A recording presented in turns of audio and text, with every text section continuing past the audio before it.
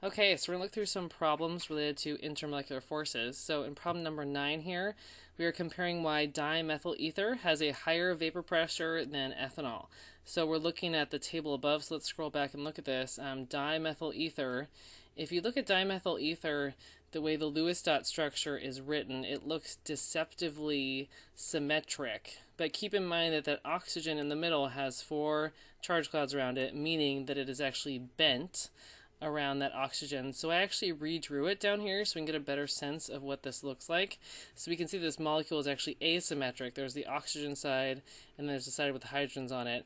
And if you look at your electronegativity values, you will see that oxygen pulls harder on the electrons than the carbons or the hydrogens do. So we end up with a negative side here and a positive side here. So dimethyl ether is polar, so it's going to experience dipole-dipole forces. We know it also experiences dispersion forces because everybody does. It does not experience hydrogen bonding because there is no H bonded to an O. Let's look at ethanol. So if we look at ethanol, same thing. We've got an OH bond here.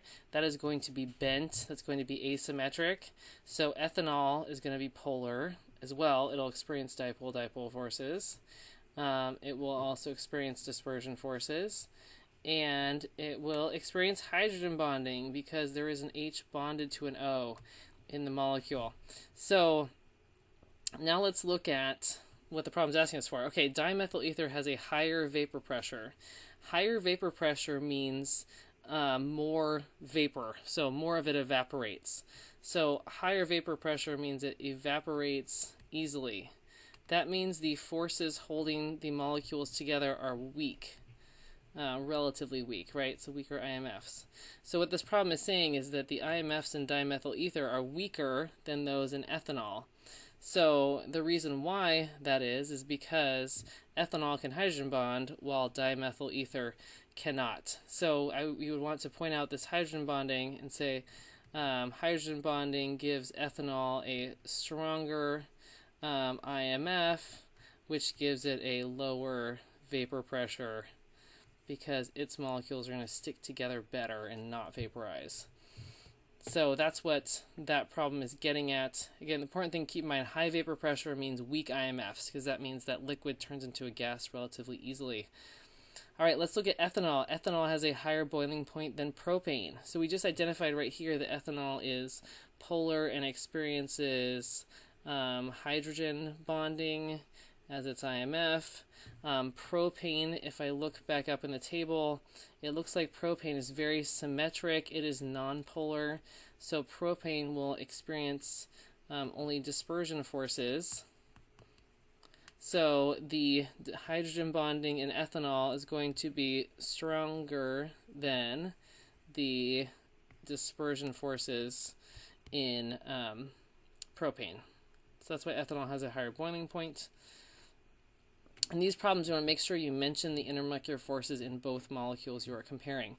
Okay, why does octane have a higher boiling point than propane? So if we look up at octane and propane, they are very similar looking. They are both nonpolar, so they both experience dispersion forces only.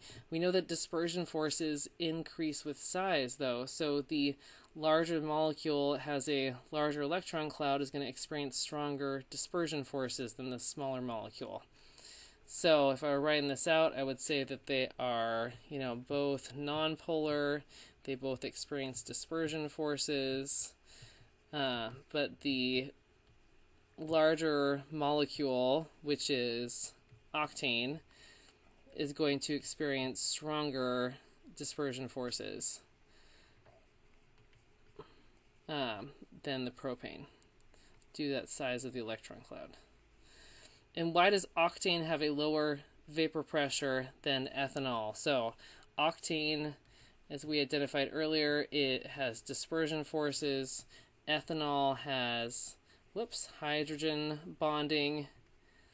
And remember, key thing to remember here is that low vapor pressure means it does not evaporate easily, meaning it sticks together really well. So it actually has stronger IMFs.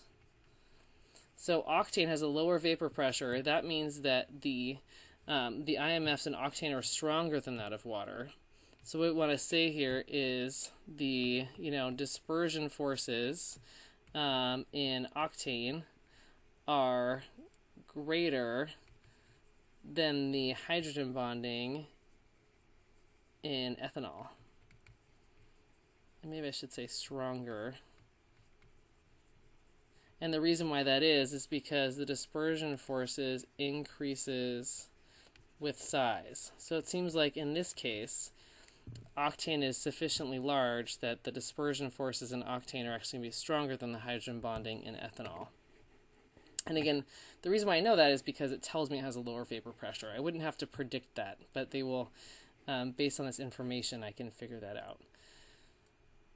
All right, let's go down here. We're looking at some hybridization and some sigma pi bonding. So over here, the carbons on these two sides, they are surrounded by 4 charge clouds. So we need to hybridize 4 orbitals. So that's sp3 hybridization.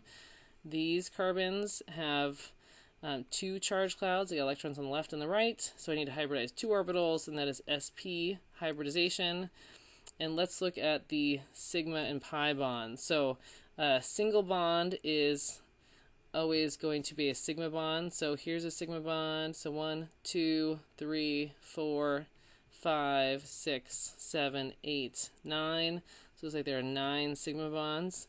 And then the when you have a second or a third bond, that is a pi bond. So this bond right here and this bond right here are going to be pi bonds. So I've got 2 pi bonds in this problem. Okay, so let's scroll down here. Sorry, as I'm adjusting my pen. Okay, so if I scroll down here, I'm going to name the shape, bond angles. So if you're looking here at CH2O, we've got 3 charge clouds around it, three bonded atoms, no lone pairs. The furthest apart 3 things can be is 120 degrees, and we call that trigonal planar. Oh, and this is acting weird there. Okay, hybridization of the central atom. We've got 3 charge clouds. We need to hybridize 3 orbitals, so we're going to call it sp2. And this molecule is polar because we got an oxygen side and a hydrogen side. So it's asymmetric. We've got 2 different sides to it. Okay, looking at carbon tetrachloride, this next one, it's got 4 things around it. It is tetrahedral. The bond angles are 109. Hybridization around the central atom is sp3 because we got 4 charge clouds around it, and then it is going to be nonpolar because it's the same all the way around.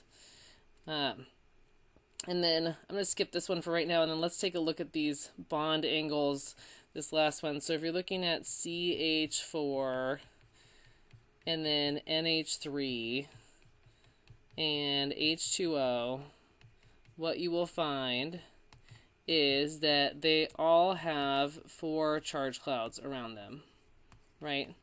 So they all have tetrahedral electron geometry. So electron geometry. But their bond angles, which means their bond angles should all be around 109. But we will find that the CH4 is going to have bond angles exactly 109.5.